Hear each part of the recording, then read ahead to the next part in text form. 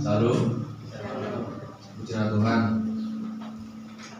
Untuk saat kita boleh berkumpul saat ini, kita akan datang pada Tuhan, kita akan menyembah, kita akan memuliakan nama Tuhan.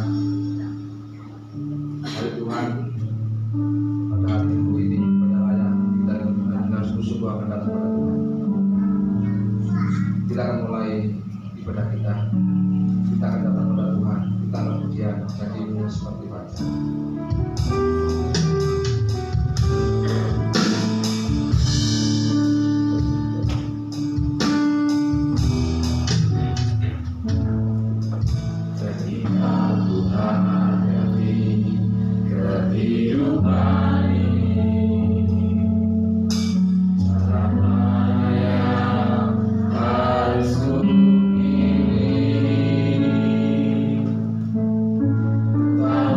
Utama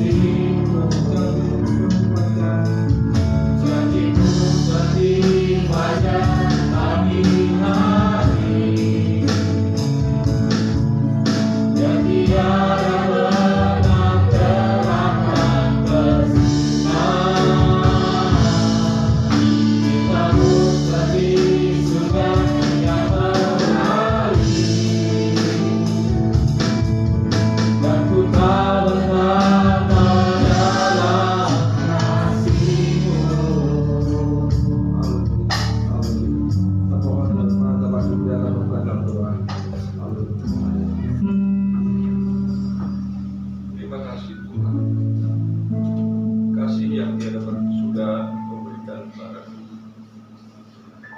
Hingga kini kami boleh berhimpun bersama hanya untuk kemuliaan nama. Ya Allah, ya Tuhanku yang Maha Kudus, terlebih sucikan hati dan pikiran kami, layakkan kami senantiasa untuk menghampiri Kau, bersekutu menyatukan iman keyakinan kami kepada Tuhan, agar segala apa yang terucap dari mulut kami kiranya menyenangkan hati dan berkat bagi kami untuk pulang ke rumah kami. Bapa kami yang Maha Kudus, kita yakin bahwa di dan tengah-tengah kami bekerja untuk kami, memberikan segala kuasa kepada kami, memimpin lidah kami untuk memuliakan nama. Karena kami tahu bahwa konsep dalam kehidupan di dalam Tuhan Yesus, Kau menciptakan dunia dan isinya hanya untuk kami, untuk mencerminkan bahwa kehidupan Tuhan melalui kehidupan kami ialah apa yang kami lakukan, ya Tuhan, senantiasa tercermin melalui kebenaran firman. Jadilah kami seperti Engkau, ya Allah, agar kami tetap senantiasa berpegang teguh pada kebenaran dan tingkah laku perbuatan dan tutur kata.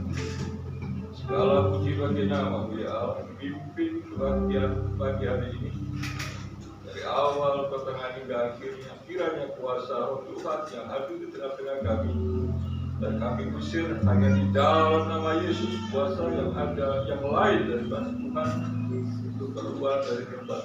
Kami tahu bahwa kami hanya mengharapkan kuasa Allah, bukan kuasa yang lain. Terima kasih Bapa.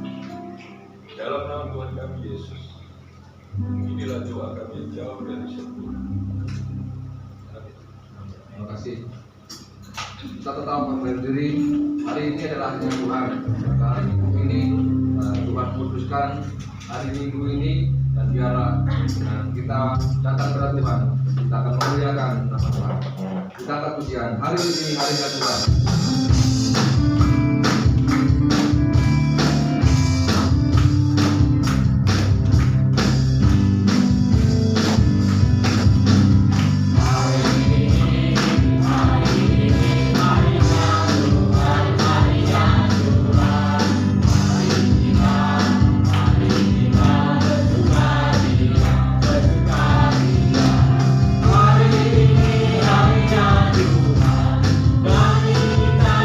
Tuhan,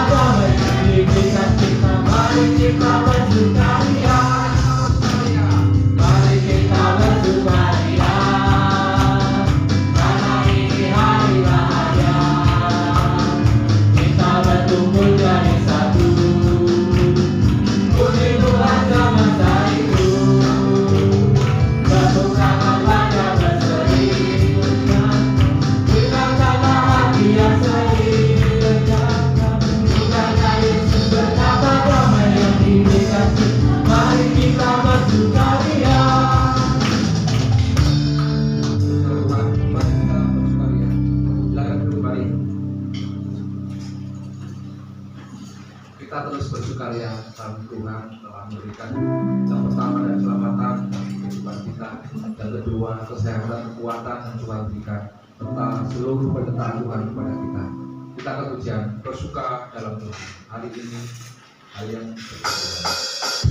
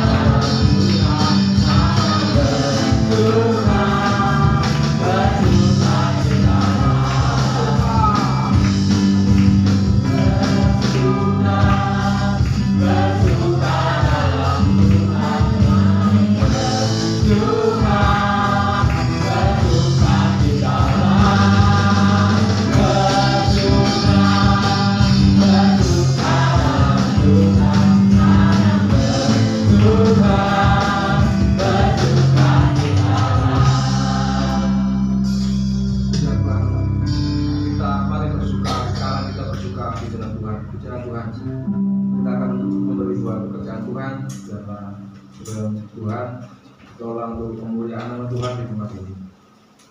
Kita berdoa kepada Tuhan, sama mohon dengan barisma keberdoaan untuk persembahan.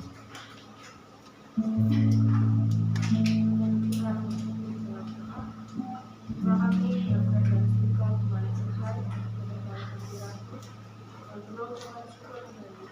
sukacita setia Tuhan yang kami rasakan dalam kehidupan kami. Tentang Bapa, ini kita bikin begitu banyak berkat yang Tuhan telah berikan dalam kehidupan kami. Dan Tuhan memberkati setiap bahan yang diberikan Tuhan, dan Tuhan juga memberkati setiap karyamu yang boleh mengelola persembahan ini Tuhan. Kiranya terus sering sehingga persembahan ini dibawa dengan baik untuk luas kerajaan Tuhan di tempat ini, dan nama Tuhan dipermuliakan lebih lagi. Terima kasih Bapa, ini mau memberi dan terus kita, dan dalam nama Tuhan Yesus Kristus kami berdoa dan bersyukur. Haleluya, amin. Terima kasih. Kita akan pujian kesukaan Tuhan, terus kita sambung dengan bahasa Jawa dengan dan saking Gusti, terus kita pakai bahasa Inggrisnya The Choice of the Lord.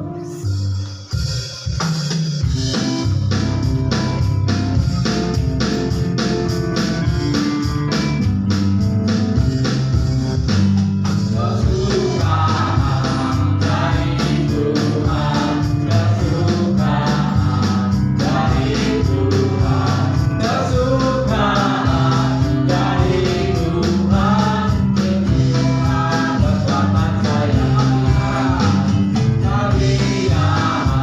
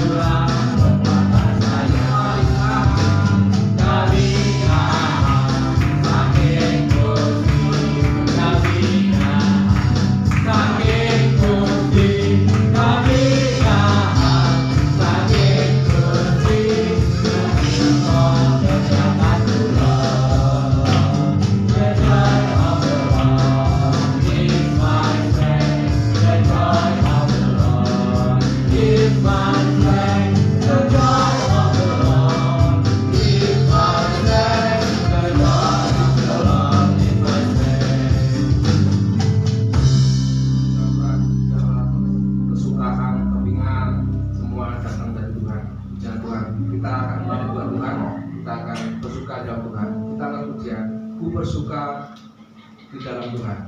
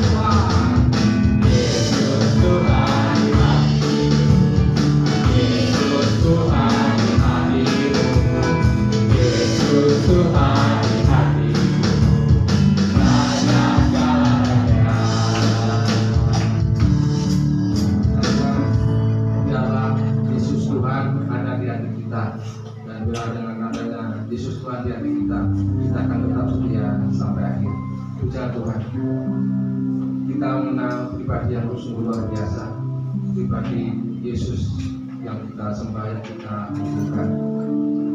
Kita akan datang pada Tuhan, sangat pujian pribadi yang mengenal hati, seperti Usa dan Habis.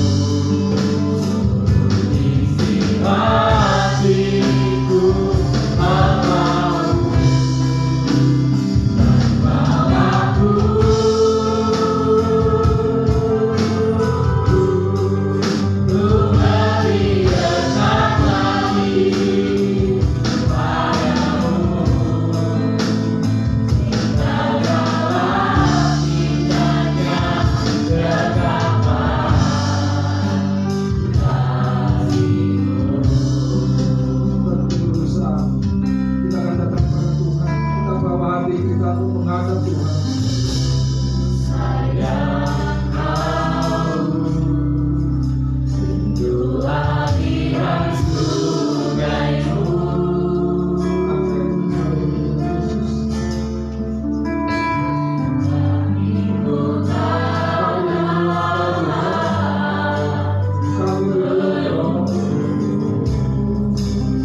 Ini hati kami perlu Engkau, kami perlu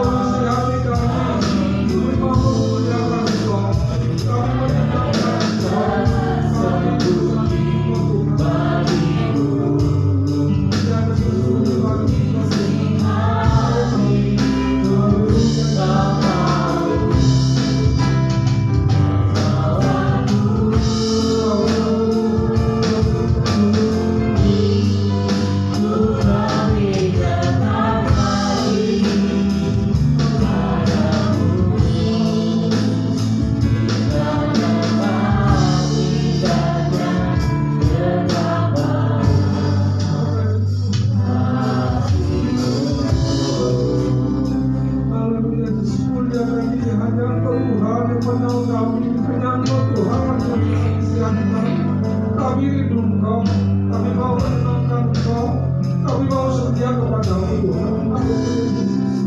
Pakai kami, pakai kehidupan kami untuk kemuliaan nama-Mu. Haleluya Yesus. Haleluya. Terpujilah nama-Mu. Terpujilah nama-Mu. Pakai kami Tuhan. Haleluya Yesus. Haleluya. Terpujilah. Hanya Engkau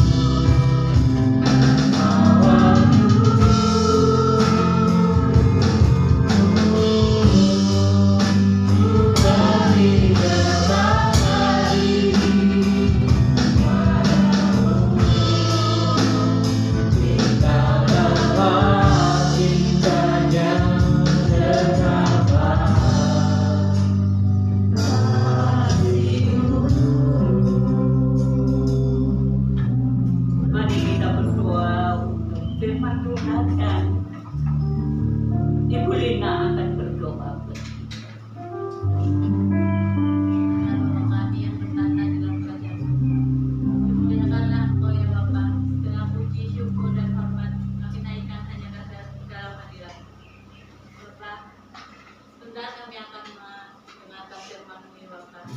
Biarlah kiranya firman-Mu menjadi aliran sungai yang menyegarkan kami semua, yang boleh menyuburkan tanah-tanah yang gersang dalam hati kami, ya Bapa. Biarlah kiranya firman-Mu boleh bertumbuh subur dan berbuah dengan lebat dalam kehidupan kami. Terima kasih Tuhan. Bunyikanlah hamba-Mu sekarang salib-Mu, ya Bapa, agar firman-Mu dapat tersampaikan dengan baik.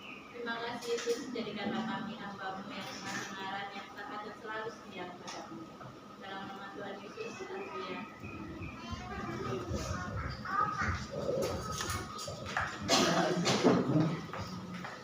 Shalom, puji nama Tuhan. Kita pagi hari ini ada di dalam anugerahnya. Bapak Ibu, Saudara semua, kita akan belajar satu kebenaran yang sebenarnya sudah menjadi milik kita, tetapi kita harus masuk lebih dalam di dalamnya. Mari kita buka kitab Matius pasal 28. Matius pasal 28.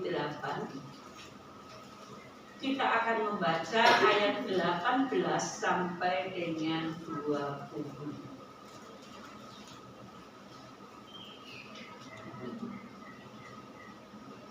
Kita akan membaca bersama ya.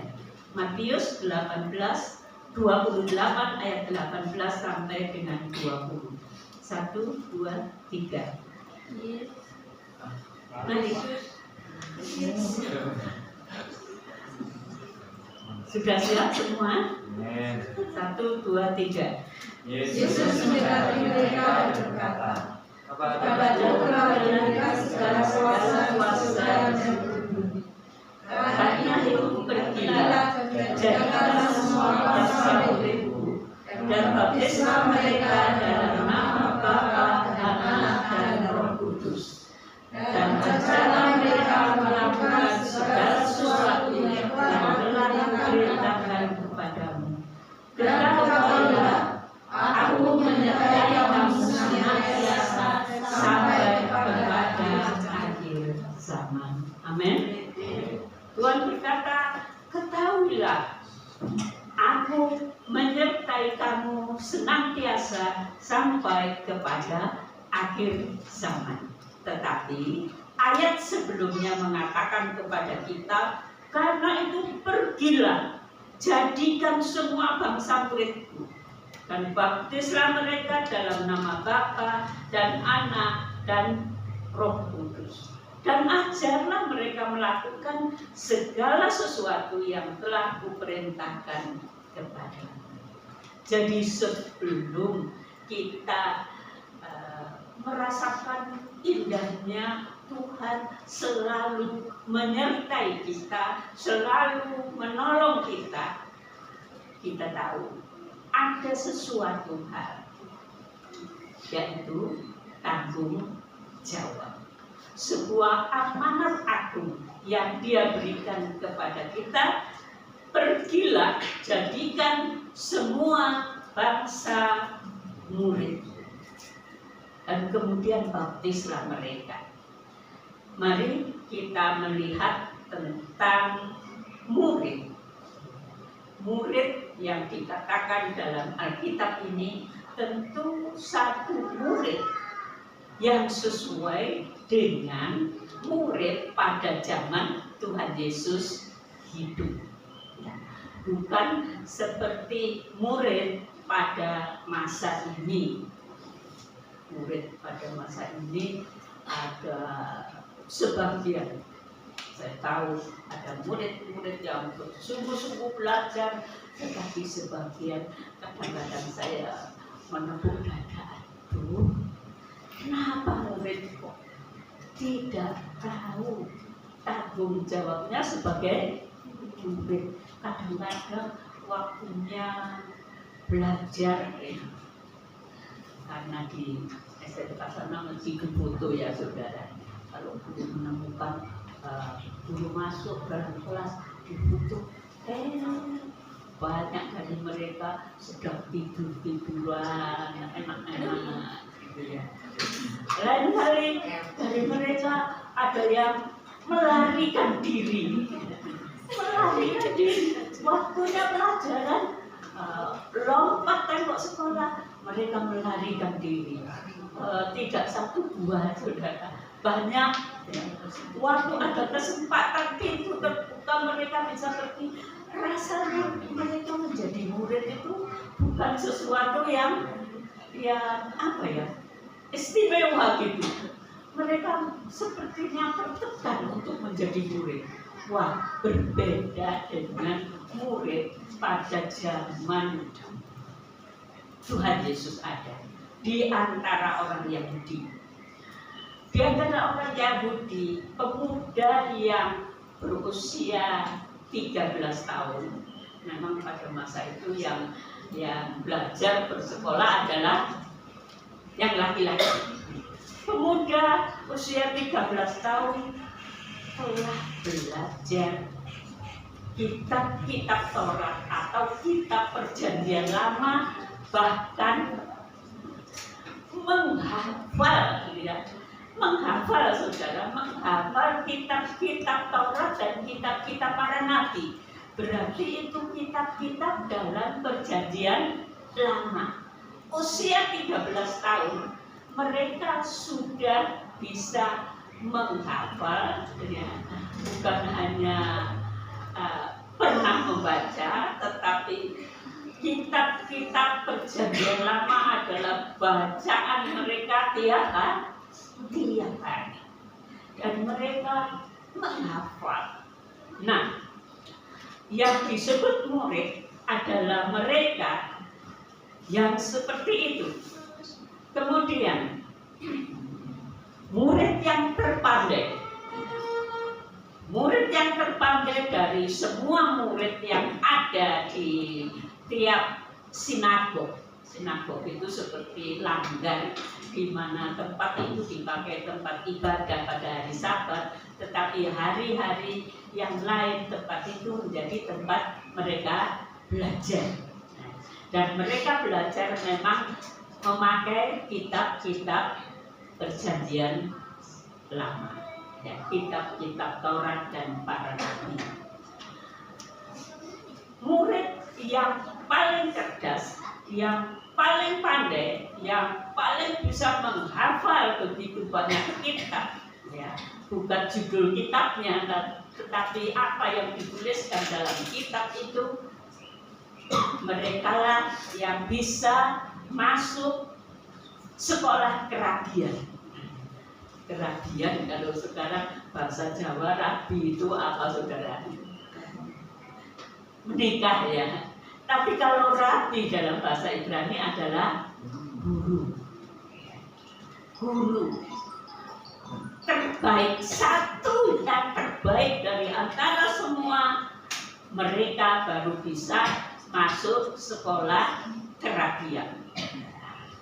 Sekolah kerabian bukan seperti sekolah pada masa kini. Mereka yang masuk dalam sekolah kerabian, mereka ya seperti siswa-siswa atau mahasiswa yang masuk di asrama begitu ya. Dan mereka tidak hanya di asrama begitu saja, tetapi mereka selalu bersama dengan gurunya. Ya. Bangun tidur, apa yang dilakukan guru mereka ikut. Kemudian apalagi yang dikatakan guru mereka harus dengar dengan baik. Apa saja yang diperbuat oleh guru menjadi satu contoh yang harus mereka lakukan.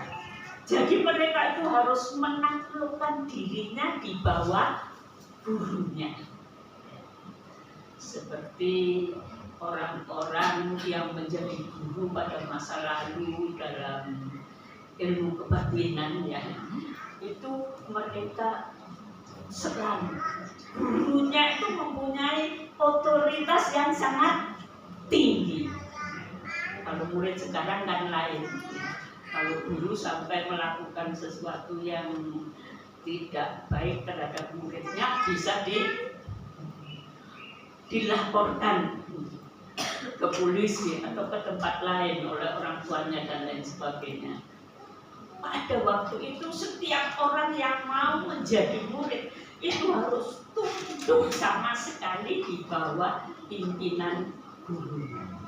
Dia harus bersama dengan gurunya dimanapun gurunya berada. Seperti kita lihat gambar-gambar tentang Tuhan Yesus dengan murid-muridnya. Gurunya pergi ke Taman Getsemani, murid-muridnya ikut ke sana. Gurunya pergi ke satu tempat, murid-muridnya ikut. Gurunya melakukan sesuatu, murid-muridnya ikut melakukan sebagaimana gurunya. Dan kalau gurunya mengajarkan sesuatu, mereka harus mendengar dengan sungguh dan menghafalkannya. Ya. Jadi kata-kata gurunya itu harus dihafalkan. Ya. Itulah murid kerabian pada masa itu. Jadi orang-orang yang menjadi rabi atau guru-guru, para ahli Taurat adalah orang-orang yang sangat terpilih. Kalau di sekolah kerabian itu mereka tidak bisa mengikuti apa yang diajarkan, mereka tidak bisa menjadi istimewa, mereka akan dikeluarkan. Tidak boleh masuk sekolah kerabian. Kemudian bukan hanya itu.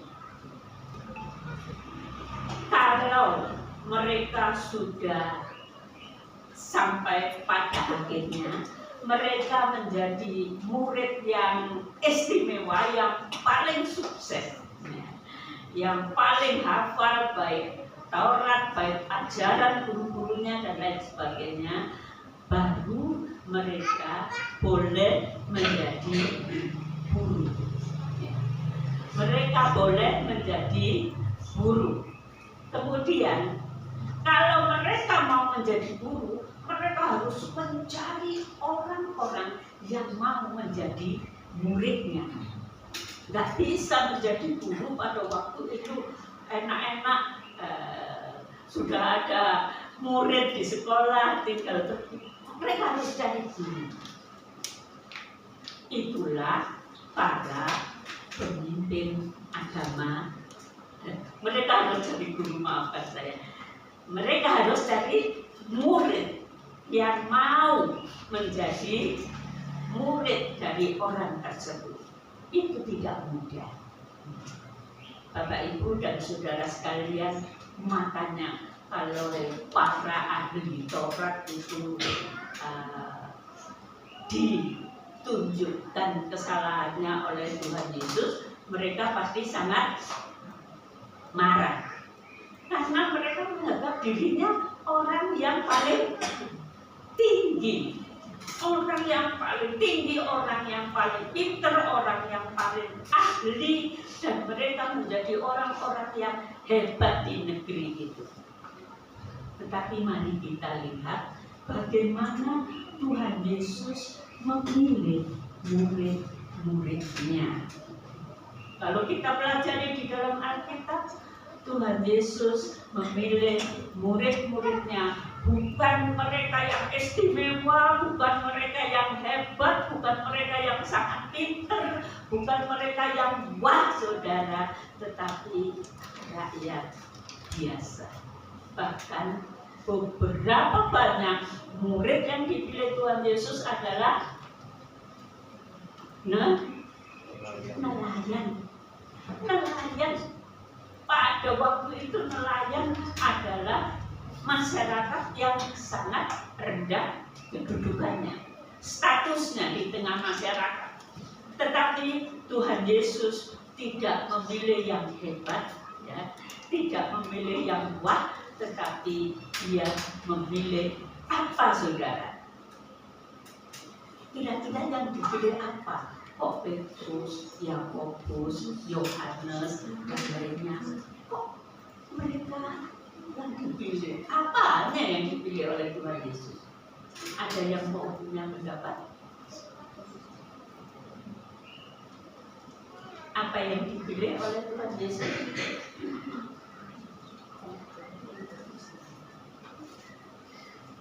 Apa yang dipilih, Mas Yosef? Kenapa kok masyarakat rendah?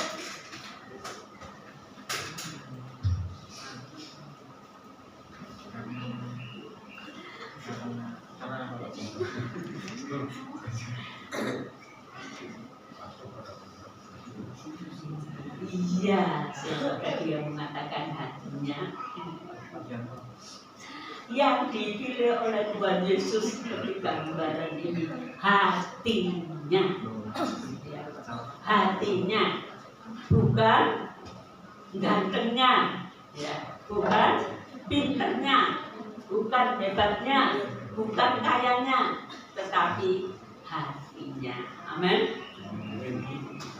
Tuhan Yesus memperhatikan hati yang penuh kejujuran dan ketulusan. Hati yang jujur, hati yang tulus. Jujur bukan hanya untuk dianggap sebagai orang yang baik, yang jujur, tetapi tulus dari kedalaman hatinya. Itulah yang dipilih Tuhan. Saudara, kita lihat bagaimana Tuhan membawa Rasul Petrus sebelum dia menjadi rasul. Dia adalah seorang nelayan yang katakan ahli, ya, dalam mencari ikan. Kemudian waktu itu sehari semalam Rasul Petrus, katakan Petrus yang sebelumnya, bukan rasulnya, Petrus telah berjuang sedemikian rupa untuk mendapatkan ikan, tapi sama sekali tidak dapat. Dan sepanjang umur Petrus tidak pernah seperti itu, sebab ia telah hafal di mana ikan-ikan itu ada dan banyak di situ dan lain sebagainya. Ia tahu persis cara menjala mereka. Lalu esok harinya Tuhan Yesus datang ke pantai itu, dan Tuhan Yesus masuk di perahunya Petrus. Kenapa? Karena di pinggir pantai begitu orang banyak di sana. Kalau Tuhan Yesus tidak masuk ke tempat yang lebih tengah, yang di sana tidak melihat. Jadi Tuhan Yesus harus agak jauh, ada di tengah danau Galilea. Dia berdiri di sana, di atas perahunya Simon Petrus. Lalu Tuhan Yesus berkhotbah, Tuhan Yesus mengajar orang yang sebegitu banyak. Sesudah selesai, orang-orang sudah kembali ke tempatnya masing-masing. Tuhan Yesus berkata kepada Petrus, tegakkan jalanmu di sebelah kanan perahu. Katanya Petrus, sudah dari kemarin dan semalam suntuk saya mencari ikan dan tidak dapat. Di sebelah kanan perahu ini pasti tidak ada ikan, sebab saya sudah bekerja keras untuk mencari ikan di tempat ini. Tetapi Petrus berkata, karena guru yang mengatakan saya menurut. Karena guru yang menyuruh, saya taat. Lalu Petrus melemparkan jalannya ke tempat itu. Dan apa yang terjadi, saudara? Mendapatkan ikan yang sangat banyak, sehingga Petrus perlu pertolongan teman-teman yang lain untuk datang mengangkat ikan itu, mengambil ikan itu, memasukkan dalam perahu, bukan hanya perahu Petrus, tetapi perahu teman-temannya juga. Saat terjadi mujizat itu, Petrus sadar, kalau begitu dia itu bukan manusia biasa. Dia itu bukan hanya seorang guru, dia adalah Tuhan. Lalu dia bersujud di hadapan Tuhan dan berkata, Tuhan, aku manusia berdosa, tidak layak di hadapan hadiratmu. Tidak layak. Petrus menyatakan bahwa dirinya manusia berdosa, dia mau bertobat dan dia mau menjadi pengikut Yesus. Murid Tuhan Yesus itu adalah murid yang mengawali menjadi murid dengan apa, saudara? Dengan bertobat. Ingat ya, tanpa pertobatan engkau bukan murid Tuhan Yesus. Tanpa mengakui segala dosamu dan mohon keampunan dari Tuhan, maka engkau bukan murid Tuhan Yesus. Walaupun setiap hari engkau ada di gereja, walaupun engkau menjadi orang yang istimewa, aktif di gereja, menjadi seolah-olah menjadi pemimpin, tetapi kalau engkau belum bertobat, engkau bukan murid Tuhan. Tuhan tidak memilih kepandaian, keistimewaan, kekuatan, tetapi Tuhan memilih hati yang mau bertobat. Itu yang pertama. Kemudian murid Tuhan Yesus adalah murid yang mau taat kepadanya. Taat kepadanya. Kalau murid itu tidak taat kepadanya, dia tidak akan menjadi murid. Kemudian siapakah murid Tuhan? Dia tidak hanya bertobat, menyerahkan hatinya, taat kepada Tuhan, tetapi murid yang bertumbuh menjadi seperti Kristus, bersekutu dengannya. Seperti murid-murid orang Yahudi yang selalu mau mengikuti gurunya, mau mendengarkan gurunya, mau menghafalkan semua kata-kata gurunya, mengingat semua, ditaruh di dalam hatinya.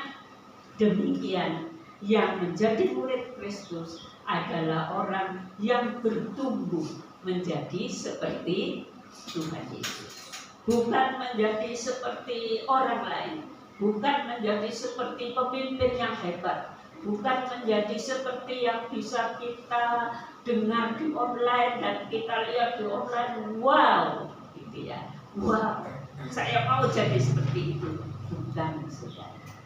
Murid Tuhan Yesus adalah orang yang hatinya terbuka dan bertobat kepada Dia, taat kepadanya, dan mau menjadi seperti Yesus. Dan yang kita baca di dalam Matius 28 tadi, murid yang menjadi seperti Yesus tidak cukup, saudara. Kalau saudara mau menjadi murid Yesus, Tuhan Yesus berkata, karena itu pergilah, jadikan semua bangsa muridku. Baptislah mereka dalam nama Bapa, Anak, dan Roh Kudus.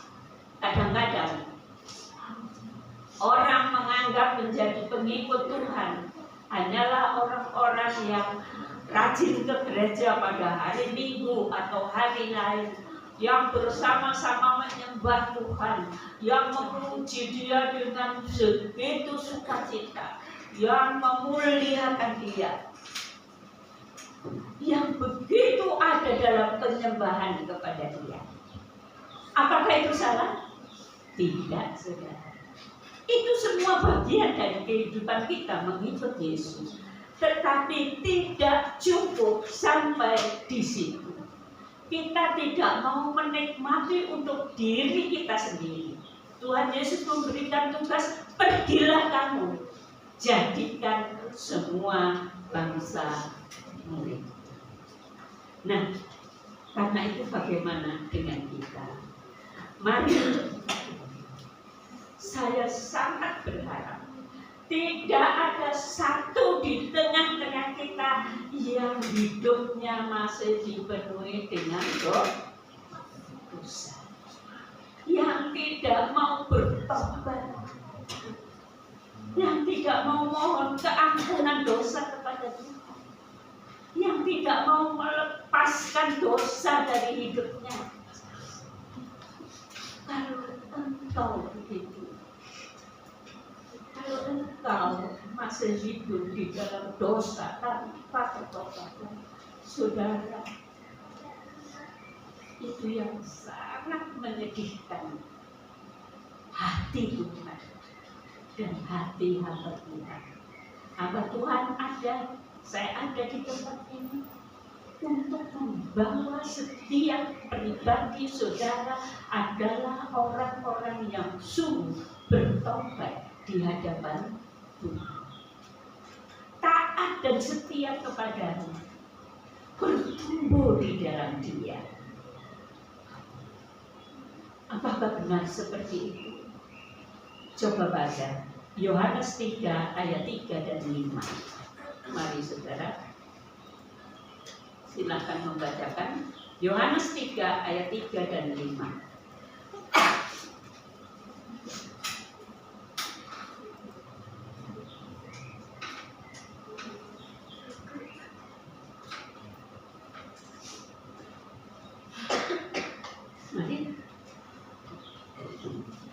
Yohanes 3 ayat 3 dan 5.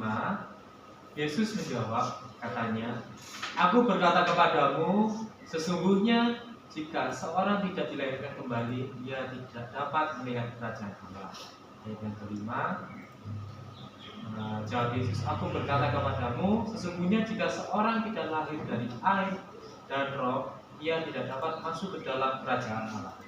Perhatikan saudara, jika seorang tidak dilahirkan kembali, ia tidak dapat melihat saja kerajaan Allah. Tidak dapat. Berarti akan masuk surga saudara? Tidak. Tidak. Dan ayat kelima, Aku berkata kepadamu, sesungguhnya sesungguhnya jika seorang tidak dilahirkan dari air dan roh, dia tidak dapat masuk ke dalam kerajaan Allah. Jikalau seorang tidak percaya kepada kebenaran firman Tuhan dan bertobat diubahkan oleh Roh Kudus, maka dia tidak bisa masuk kerajaan Allah.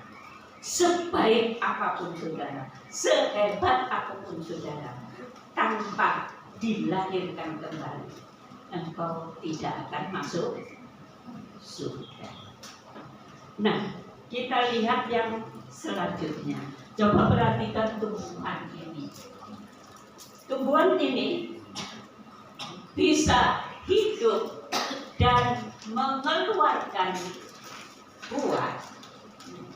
Kalau itu tumbuhan buah-buahan ya. Jikalau apa saudara? Apa?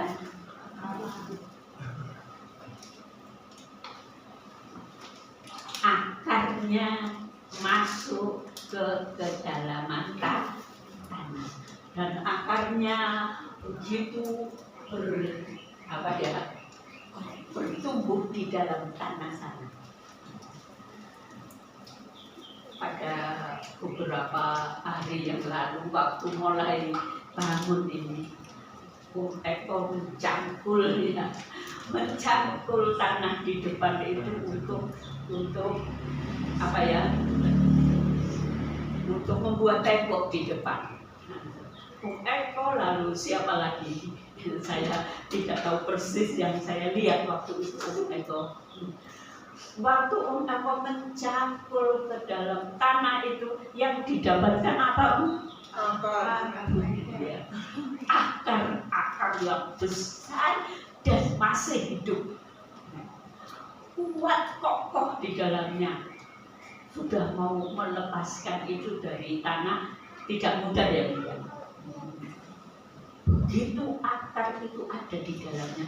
Padahal pohon kelengkeng itu sudah dipotong ya dari berapa tahun yang lalu. Tetapi dia yang berakar di dalamnya itu masih hidup, kokoh dan kuat, tidak rapuh.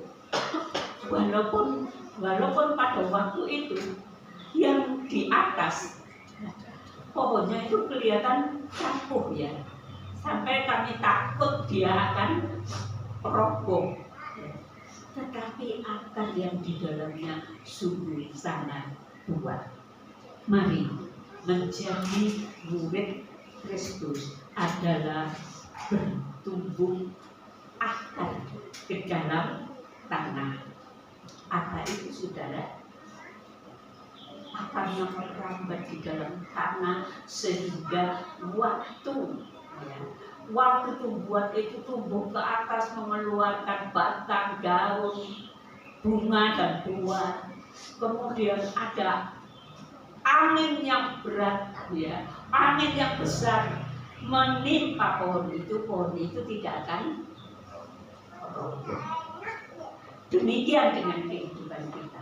Kalau kita menjadi anak-anak Allah, kalau kita sudah bertobat menerima Tuhan dalam hidup kita, apabila kehidupan kita ini tidak berakar di dalam tanah, maka kita gampang roboh, saudara. Menjadi murid Kristus tidak mudah, saudara. Ada banyak tantangan, ada banyak masalah, ada banyak persoalan. Tetapi jikalau akarnya kuat di dalam tanah, mari kita lihat apa itu yang dimaksud akar yang kuat itu. Baca Yohanes 15 ayat 4, 7, dan 8. Yohanes 15 ayat 4, 7, dan 8. Silakan.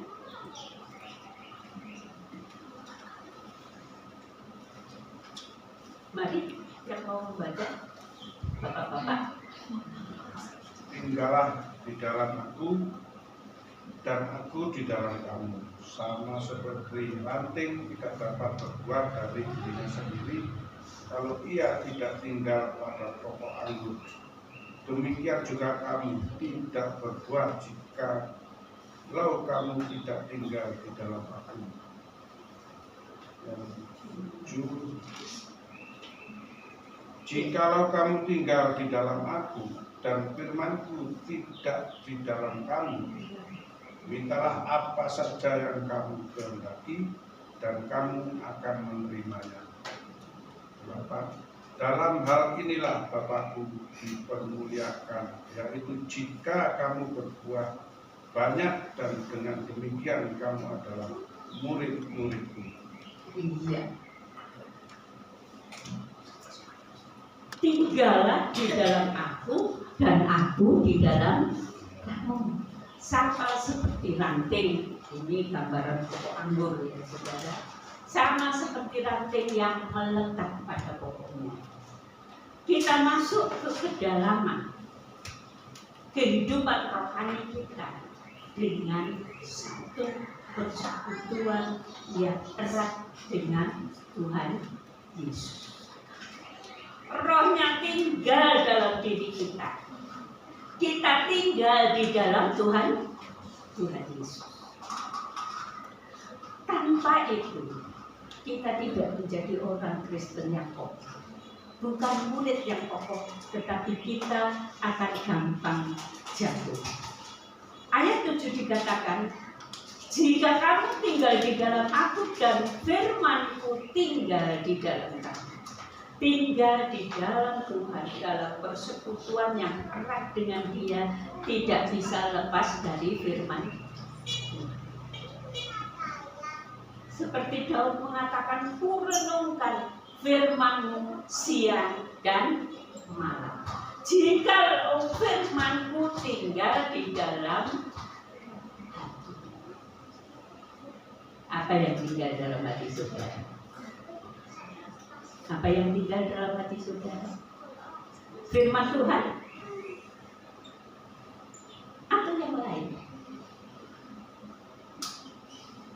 Mungkin keinginan untuk menjadi orang hebat tinggal di dalam hati saudara. Mungkin hal-hal yang lain tinggal dalam hati saudara. Tetapi yang lebih merusak hidup saudara adalah apabila yang tinggal dalam hatimu ialah kemarahan, sakit hati, kebencian, ketidaksenangan satu dengan yang lain, iri hati dan lain sebagainya.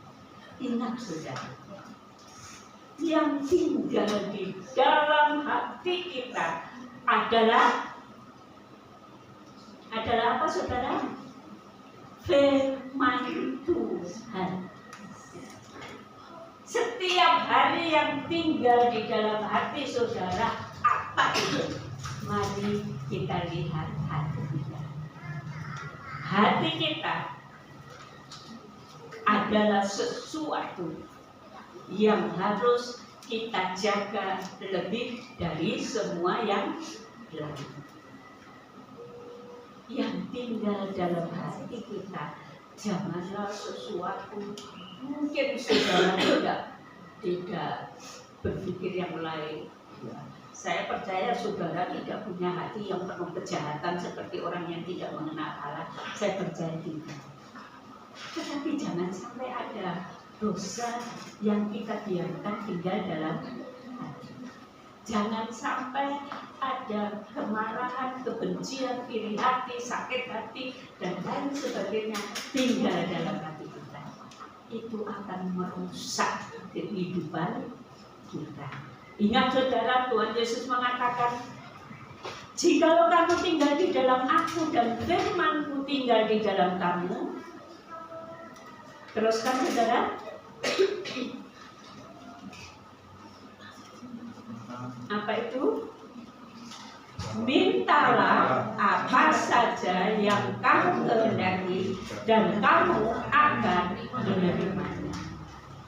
Ingat saudara, ada banyak hal yang mungkin kita rindukan. bukan wah, bukan kemewahan, bukan keistimewaan, tetapi kita hidup mempunyai banyak hal, banyak keperluan dalam hidup. Benar tidak? Apalagi orang-orang dewasa yang bertanggung jawab terhadap anak-anaknya. Ada banyak hal, tapi Tuhan katakan tidak perlu khawatir. Apa saja yang kamu minta, aku akan memberikan kepadamu. Asal kamu tinggal di dalam aku dan aku di dalam kamu, dan firmanku tinggal di dalam kamu. Itulah murid Tuhan Yesus. Jikalau kita begitu, akhirnya dari akar itu akan berubahkan daun, bunga, dan buah. Itulah yang dikehendaki Allah. Dalam hal inilah Bapakku dipermuliakan, yaitu jika kamu berbuah banyak, dengan demikian kamu adalah murid. Jika kamu berbuah banyak, apa ya yang jadi gambaran? Batang yang tumbuh, daun, kemudian ada bunga, akhirnya mengeluarkan buah. Itu apakah saudara? Kalau tadi kedalaman itu adalah hubungan pribadi kita dengan Tuhan dan dengan firman Tuhan. Kalau batang, daun, dan seterusnya sampai buah, itu menggambarkan tentang apa? Pribadi kita. Pribadi kita. Kalau kita melekat dengan Tuhan, firman-Nya di dalam hati kita, maka kita akan tumbuh menjadi suatu pribadi yang belajar menjadi seperti siapa? Tuhan Yesus. Tuhan Yesus itu pernah melakukan yang jahat kepada saudara? Pernah ingin waktu kapan ya saya bisa menghukum Iva ini ya? Gak pernah Tuhan Yesus seperti itu. Selamanya dia penuh dengan kasih. Maka kalau kita dekat dengan dia, pribadi kita akan pribadi yang penuh dengan kasih. Asal hati kita jangan dimasuki oleh dosa. Ingat saudara, jangan hati kita dimasuki oleh hal-hal tadi. Maka kita akan bertumbuh menjadi suatu pribadi seperti Tuhan Yesus. Dan cukup sampai di situ? Tidak. Menjadi murid yang memuridkan yang lain. Selanjutnya, Andres.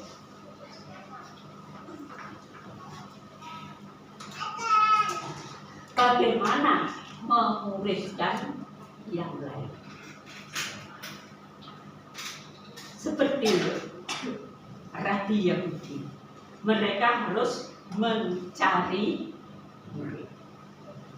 Mereka tidak hidup untuk dirinya sendiri. Mereka harus mendapatkan murid. Dan Bapak, Ibu, Saudara, dan saya, kita harus menjadi orang yang memuridkan yang lain, seperti Rasul Paulus.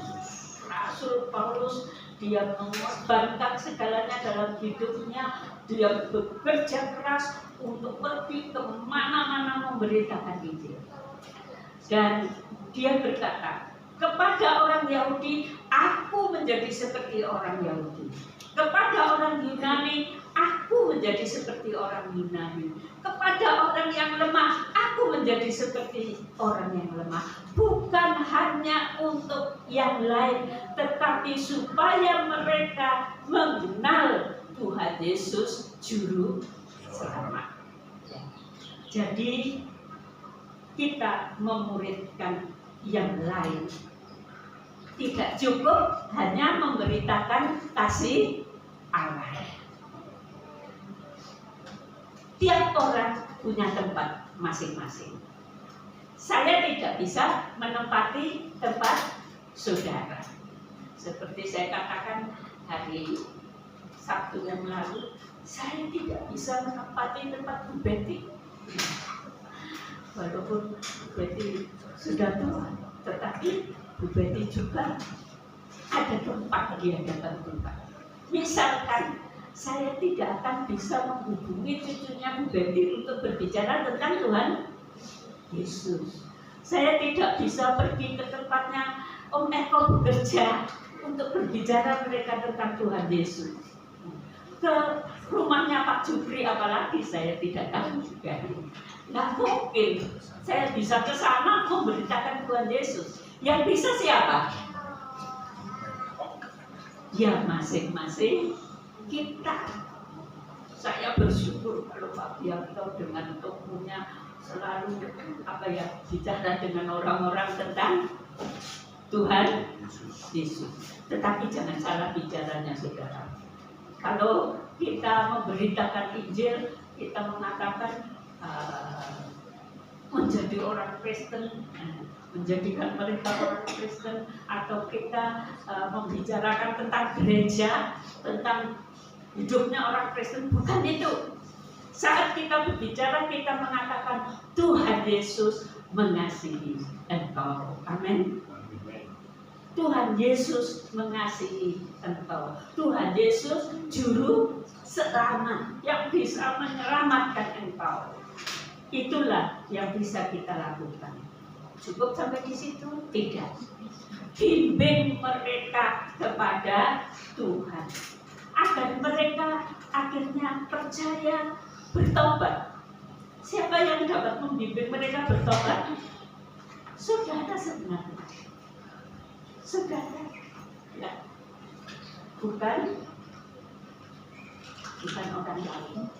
Saudara, ditempatkan Allah untuk menjadikan mereka murid Tuhan. Murid Tuhan adalah orang yang bertobat. Percayalah, dengan pimpinan Roh Kudus engkau dapat membawa orang untuk bertobat. Amin. Tetapi kalau diri sendiri belum bertobat, bagaimana membawa orang lain? Dan yang berikut, membawa mereka menyatu menjadi bagian dari rumah Tuhan, menyatu dengan kita. Saudara, marilah kita berdoa kepada Tuhan. Tuhan, tolong saya bisa menangkan orang lain, membawa mereka akhirnya menjadi anak Tuhan seperti saya, bertumbuh di dalam Tuhan, dan mereka akan memuridkan yang lain.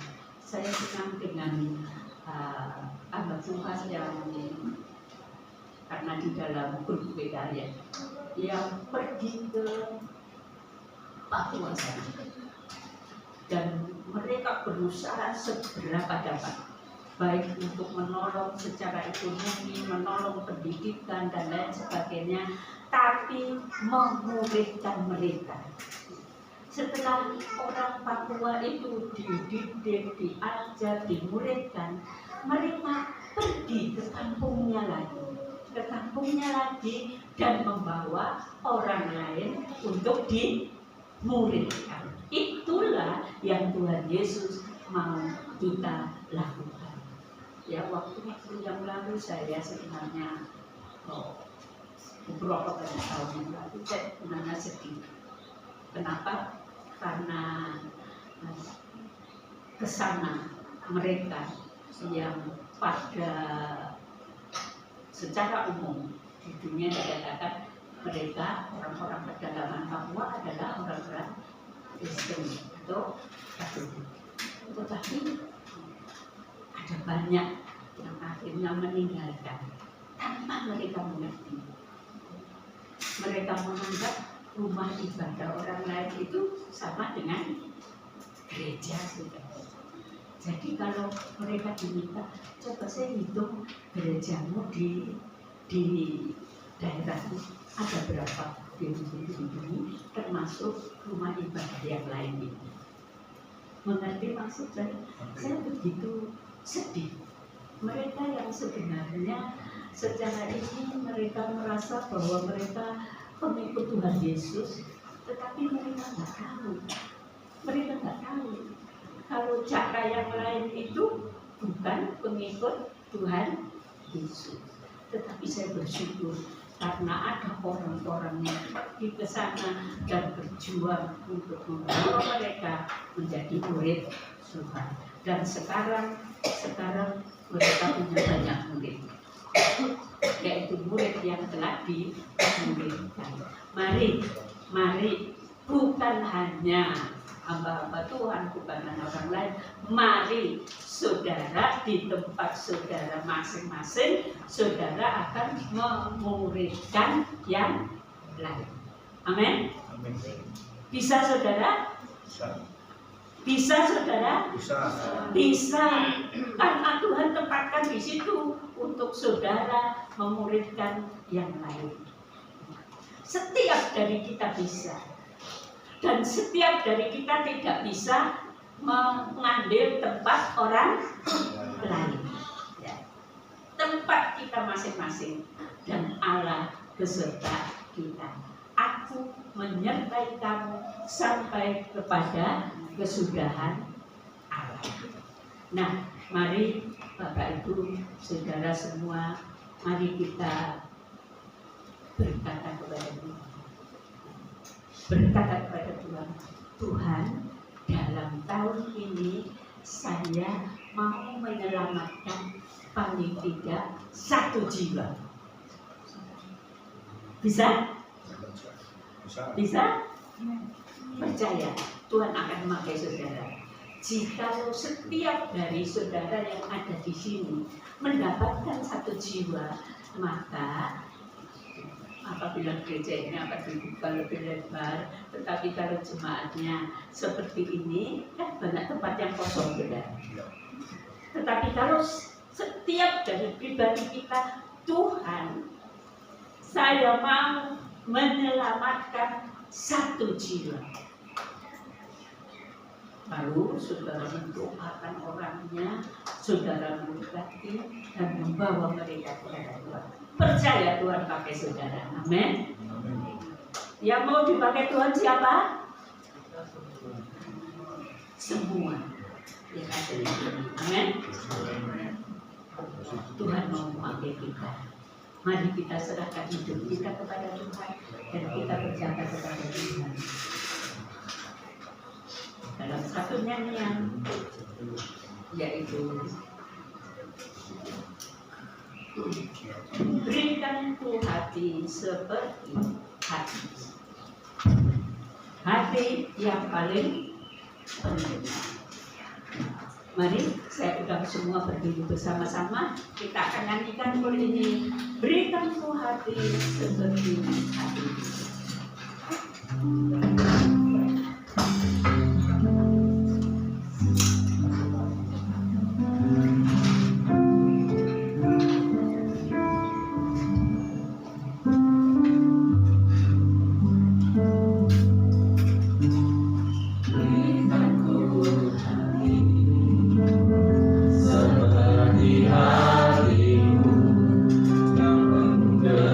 Yang belas kasih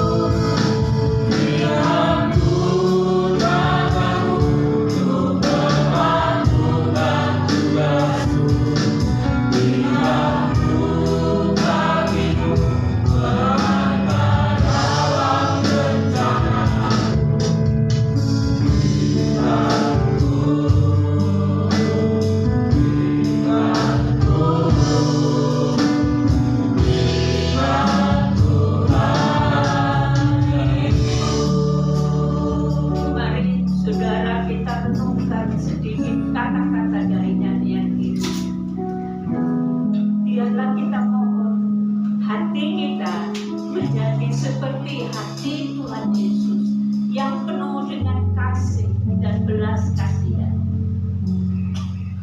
Biarlah kita berdoa agar mata hati kita memandang jiwa-jiwa di sekeliling saudara, supaya mereka boleh dibawa kepada Tuhan. Biar Tuhan menolong kita, tangan kita melakukan kehendak kita, kehendak Tuhan. Kaki kita melangkah di dalam jalan Tuhan, sehingga kita dapat menangkan banyak jiwa kepada Dia. Berikanku hati seperti hati.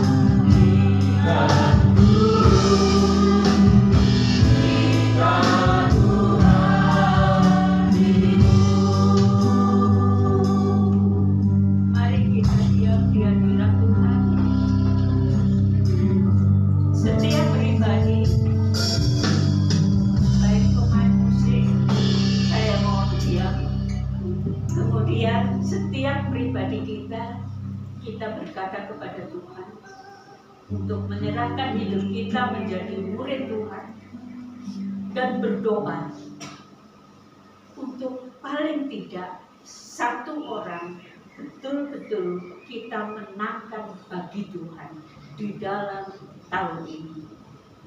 Percayalah, Tuhan beserta denganmu, Tuhan mengurapimu, Tuhan memakaimu. Dan kalau engkau sungguh-sungguh berdoa untuk mendapatkan satu murid bagi Tuhan, Tuhan pasti menjawab doa.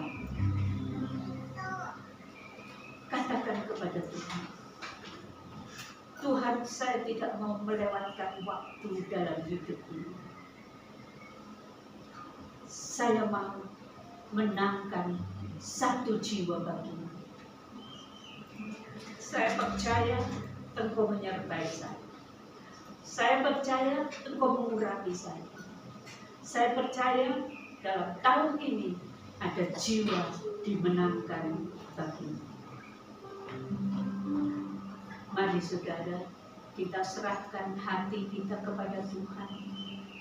Kemudian nanti Ibu Nyoto berdoa buat kita agar kita dapat memenangkan jiwa-jiwa itu bagi Tuhan. Dan kemudian dilanjutkan Ibu Setiati berdoa supaya seluruh jemaat yang hadir ataupun yang tidak hadir, biar masing-masing mereka sungguh sudah bertobat dan memiliki Tuhan dalam hidupnya, menjadi murid Tuhan yang sungguh. Mari Ibu nyatakan berdoa. Bapa di dalam surga, kami mengucap syukur pada siang hari ini ya Tuhan. Kami bersyukur buat firman-Mu yang telah mengajarkan kami ya Tuhan. Biarlah kami seperti pohon yang berakar ke dalam Tuhan, untuk boleh kami kuat di dalam Engkau. Kami percaya Tuhan, apabila kami kuat di dalam Engkau, Engkau akan memakai kami memuridkan yang lain. Itulah inti dari firman-Mu pada siang hari ini.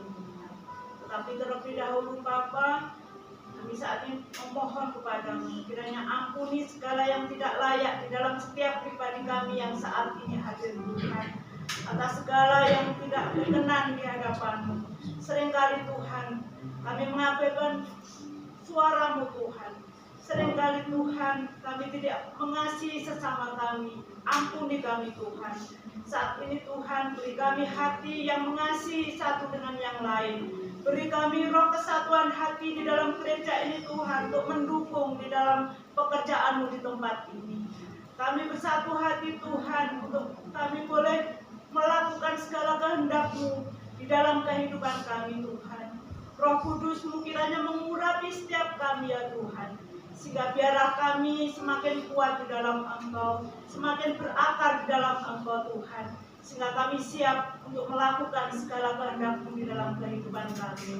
Seperti halnya pujian ini mengatakan ya Tuhan, beri kami mata-Mu memandang tuayan di sekeliling kami ya Tuhan. Ada banyak saudara-saudara kami yang belum mengenal Engkau Tuhan.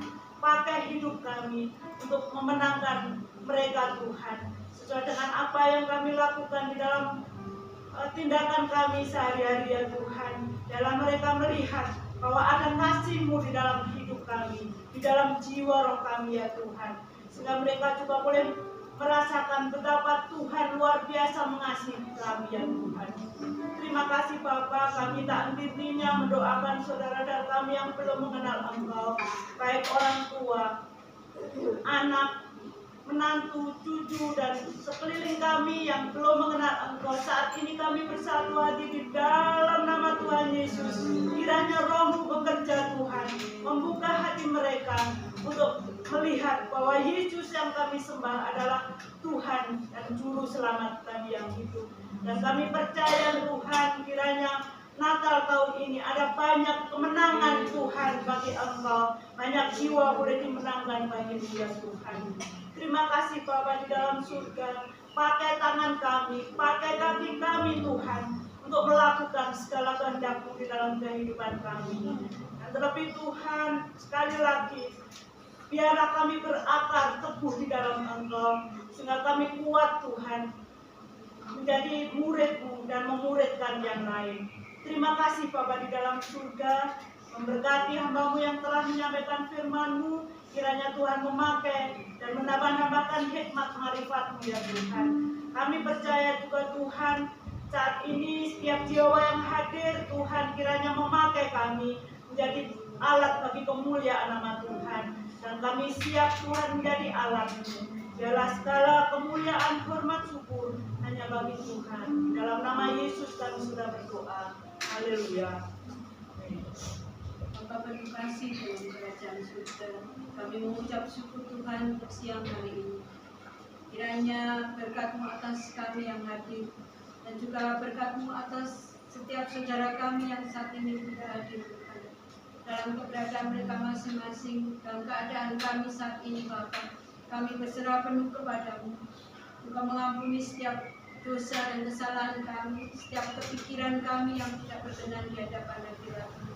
Biarlah Tuhan, firman boleh tertanam dalam hati kami masing-masing saat ini, berakar dan berbuah dalam kehidupan kami, sehingga Engkau boleh memakai kami Tuhan.